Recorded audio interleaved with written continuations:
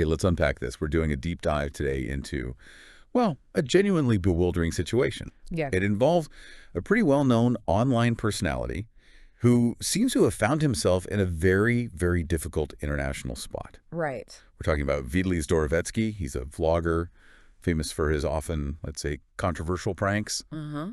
And now he's facing some extremely serious legal challenges, a long way from home. And what makes this case particularly fascinating, I think, based on the sources we've looked at, is it highlights this rare and really complicated problem. Like, what happens when someone's facing deportation? Yeah. But neither their home country nor the country where they have legal status will actually take them back. Exactly. Right. It's quite a bind. For this deep dive, we've been digging into recent news reports, specifically ABS-CBN News, GMA News Online, and the Economic Times. These all came out around June 1st, June 2nd, 2025. Okay. Our mission, really, is to piece together how someone with such a global online presence ended up potentially facing significant jail time in the Philippines. And crucially, why, according to these reports, he's sort of stuck in this legal limbo with seemingly nowhere else to go. Right. So, okay, first things first.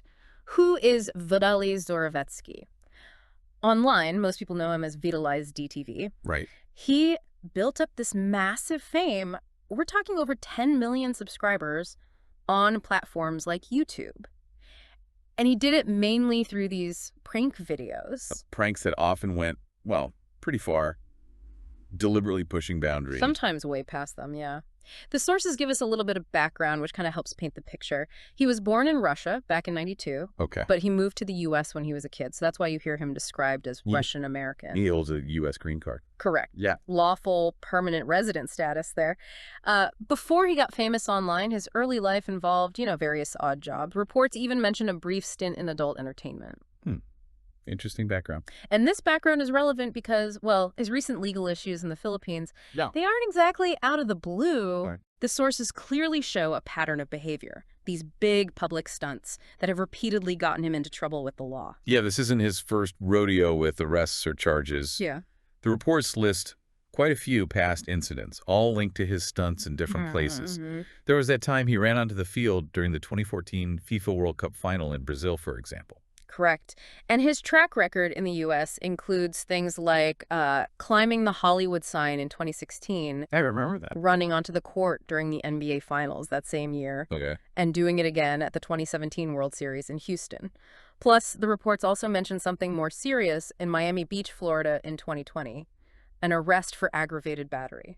Quite a significant track record then, using disruptive, often illegal stuff as part of his whole online persona, leading to arrests. Yeah. This history definitely gives us some context for how serious things are now. Which brings us right to the core of what these articles are reporting, and this is where it gets really interesting. His most severe legal problems, according to these sources, kicked off back in April 2025. Okay, so pretty recently then. Yeah. He was arrested in the Philippines. Apparently, he live-streamed a series of disruptive and, frankly, criminal acts right there in Manila's Bonifacio Global City. And the list of things he allegedly did is, well, it's quite something. The sources detail a whole bunch of accusations from these incidents. Things like harassing and trying to kiss security guards, attempting to grab a guard's firearm. Yeah, that's on the list. Also stealing a patrol motorcycle, an electric fan, even a tricycle. A tricycle. Wow. Okay, what else? That's just part of it. The reports also mention allegations of threatening to rob a woman in public. Seriously. Trespassing, recording people without their consent, making up fake negative reviews about local businesses online. Okay, that's damaging too. Vandalism, unjust vexation, burglary, theft, and causing alarm and scandal. It's a very broad range of alleged offenses. Wow, that is an extensive list, covering all sorts of alleged crimes. Now, the sources specifically say he's facing trial for 3 counts of something called unjust vexation. Can you clarify what that actually means in this context? Sure. Unjust vexation, generally speaking, it's a charge that involves causing annoyance, disturbance, or irritation to someone without a good reason.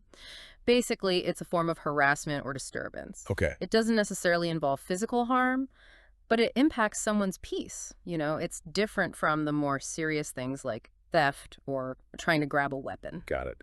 And what are the potential consequences he's looking at based on these reports? Well, for the unjust vexation charges alone, the sources say he could face 3 months to 1 year in prison for each count. Okay, so potentially up to 3 years just for those. Right. But the real potential sentence is much, much higher because of all the other charges listed against him from those incidents. Ah, The reports state he could potentially face up to 24 years in prison if he gets convicted across several of these charges.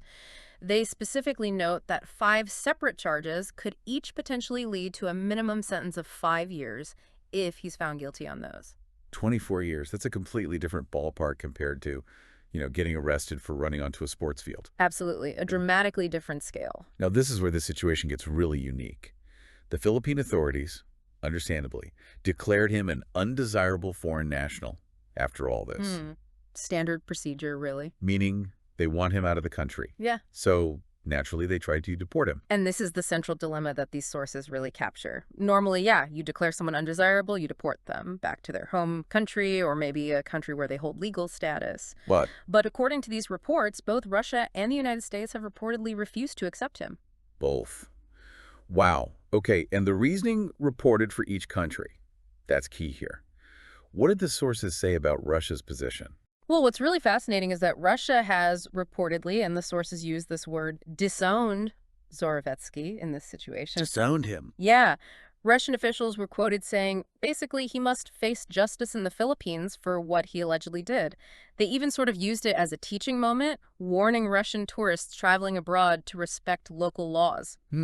Okay. And the U.S. side of things, what was their reported perspective? The U.S. position, based on these articles, seems tied directly to his legal status there. Remember, he has a green card. Right, a lawful permanent resident, but not a citizen. Exactly. And the reports indicate that because he's not a citizen, the U.S. has declined to intervene in his case or accept his return in the specific deportation context from the Philippines. So green card holders, while they have rights in the U.S., don't get the same automatic right of return or consular backup as a citizen might when facing deportation elsewhere. That seems to be the implication reported here, yes. It's a different level of obligation, apparently. Which perfectly sets up that quote from the Philippine Interior Secretary Jonvic Remulla that the sources picked up on. It really highlights the problem. Yeah. He said, our problem is that Russia is not accepting him, neither does the U.S., where he is a green card holder, so we don't know where to send him. Yeah, that quote just lays it bare, doesn't it? It really underscores the bind the Philippine authorities are in. Absolutely. And Secretary Remulla also mentioned, according to the reports, that Vitaly Zdorovetskiy had apparently asked for the charges to be dropped, cited mental health concerns. Oh, really? Remulla reportedly refused that request, stated pretty clearly that his alleged actions were too severe. They couldn't just go unpunished. Okay, so the crucial takeaway then, reported in the sources, is the implication of this international refusal. Since deportation isn't an option right now because no country will take him, Vitaly Zdorovetskiy will serve his sentence in the Philippines if he gets convicted. Yes, that is the reported outcome based on the current circumstances described in these articles. He's facing trial and potentially prison time right there in the Philippines. So, as of when these reports came out, early June 2025, what's his current status? Where is he? He's still in detention in Manila, just waiting for his trial on that long list of charges stemming from the April incidents. Right. So, okay, let's think about what this all means for you listening right now. Yeah. This case, it's a really compelling and, frankly, kind of dramatic example, isn't it? How actions you take for online content, even stuff you might label a prank or just entertainment, can have incredibly serious, tangible legal consequences in the real world. Absolutely. And those consequences can follow you across international borders. And it really raises this big question about accountability, doesn't it? Especially for these online personalities whose behavior spills over from, digital performance into alleged criminal acts offline. Yeah. It just highlights the potential legal and, logistical nightmares individuals can face when they have ties to multiple countries. Born in one, legal status in another. Right. But maybe not fully claimed or protected by any single nation when serious legal trouble hits somewhere else entirely? It's a stark reminder, really, Local laws apply to everyone within a country's borders. Doesn't matter how famous you are online or what passport you hold. Exactly. And trying to navigate the intersection of different legal systems, different national policies, especially in these complex situations involving deportation and international refusals, Right. well, it can lead to incredibly difficult, unexpected outcomes. Yeah, it really illustrates the potential pitfalls. You can't just assume that online notoriety gives you some kind of shield from local laws or the complexities of international relations when things go sideways. Okay, so let's recap. We unpacked this very unusual situation. A famous vlogger facing a whole slew of serious charges in the Philippines. He's now reportedly stuck in this legal limbo because neither Russia, his birth country, nor the U.S., where he has residency, will accept his deportation. Mm-hmm. That's the picture painted by these sources. And based on these reports, he's set to face trial and could potentially serve significant time right there in the Philippines if he's convicted. That sums up the situation as described across these news outlets, yeah. Okay, so here's a final provocative thought for you to chew on, building on everything we've talked about. In this world where creating content often means traveling, operating across borders, and where people frequently have these complex international identities and statuses, what level of responsibility do content creators really have? A responsibility to, understand and strictly follow the local laws of every single place they film or operate. That's a big question. And how might cases like this one, these sort of international incidents sparked by online actions, influence future discussions? Discussions about legal accountability for online figures, about national sovereignty, and maybe even international cooperation when things go really wrong.